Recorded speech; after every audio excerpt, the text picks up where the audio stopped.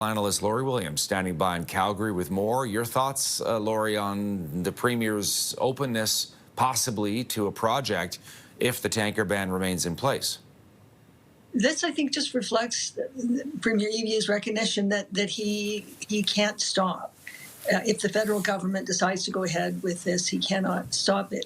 First Nations cannot stop it. Of course, consultation is necessary, and he's trying to do his part in this negotiation to try to find a more palatable route for or option for a pipeline than what might be risked here. And of course, he's very concerned about losing the support of First Nations on some of the projects that are already shovel ready.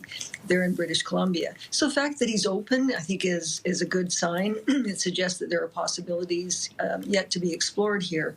But a lot has to be done on the part of leaders in Alberta, and I think federal players in this as well. And they've made a few missteps, in my view. Up until this point, there's some ground to be made up.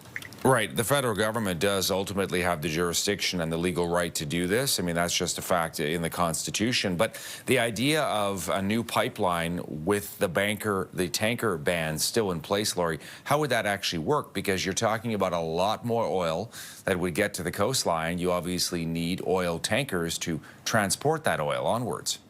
Yeah, of course. And so this is the big issue, is that saying, okay, we're okay with the pipeline, but not with the ability to transport the oil that goes through the pipeline.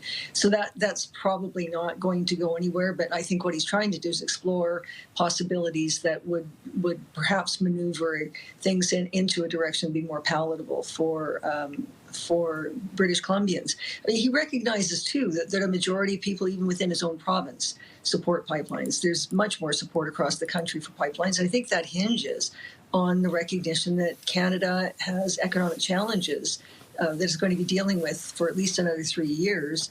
And there needs to be more done in the way of shoring up the Canadian economy, and some kind of balance or compromise has to be struck here. The hope is, I think on the part of the federal government, certainly industry leaders, even here in Alberta, is that a balance between energy and the environment, that is oil and gas and the environment, can be struck that is a workable compromise in the short term.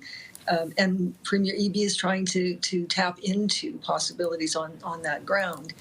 I'm a bit struck, though, that these discussions aren't happening more directly, and perhaps they are, and he's just trying to continue to make his points known publicly. But a lot more can be done in negotiations behind closed doors than can be done publicly.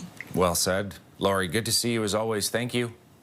Thank you, Todd. Laurie Williams in Calgary.